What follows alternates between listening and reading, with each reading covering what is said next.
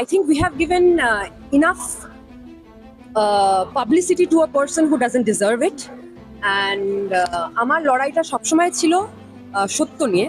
আমার লড়াইটা সবসময় ছিল, আমার প্রতিবাদটা ছিল একজন নারীকে অসম্মান করার জন্য। আমি নিজের ঢাকঢোল কোনোদিন পেটাইনি, কোনোদিন পেটাবো না। শুধু একটা জিনিস সবাইকে মনে করিয়ে দিতে চাই যে রাস্তায় একা দাঁড়িয়ে ড্রিঙ্কিং অ্যান্ড ড্রাইভিং এর অ্যাকিউজকে আমি একা ধরেছিলাম। একজন ট্যাক্সিওয়ালা যখন অশালীল কমেন্ট করছিল তাকে শুধুমাত্র পুলিশের কাছে ধরিয়ে দিইনি, আলিপুর জেলে গিয়ে, মেল জেলে গিয়ে তাকে আইডেন্টিফাই করেছি ম্যাজিস্ট্রেটের সামনে, তার শাস্তি করিয়েছি, গোপন জবানবন্দি দিয়েছি। আমাকে যখন রেপ থ্রেটস দেওয়া হয়েছিল, যখন আমি রাস্তায় প্রতিবাদ করছিলাম, তাকেও আমি শাস্তি করি। তো এইবার তো আবার আমার উপরেই আসছে ব্যাপারটা। অন্যের জন্য যদি করে থাকি তো নিজের জন্য তো আমি মুখ বন্ধ করবো না। আর এটা একটা পুরুষ শাসিত সমাজ।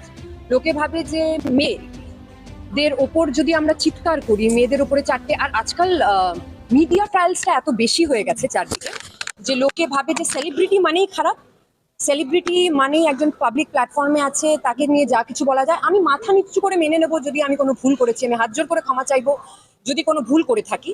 কিন্তু যদি ভুল না করে থাকি, তাহলে আমি একটা কথা বলেছিলাম, এই শেষ যদি আমি দেখতে চেয়েছিলাম, আর এটা শুধু তার শুরু। আর মিথ্যে বারবার বারবার বারবার করে বললে সেটা টিআরপি হতে পারে, সেটা কোনোদিন সত্য হয় না।